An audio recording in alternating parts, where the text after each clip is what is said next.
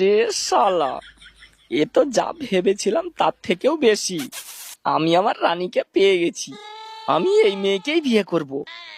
আমিও মনে মনে ভাবছিলাম যে আব্বা কি আমার খারাপ চাইবে, মেয়ে যখন দেখেছে ভালো মেয়েই দেখবে।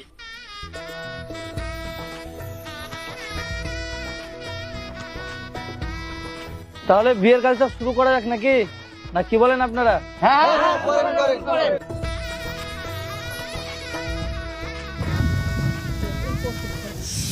এই শোনো, আমার জন্য এক কাপ চা করে নিয়ে আসো।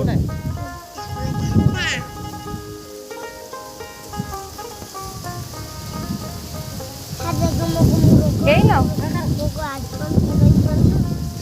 তোরা তো কিন্তু সবসময় পুরো মুখ কাজ করিস।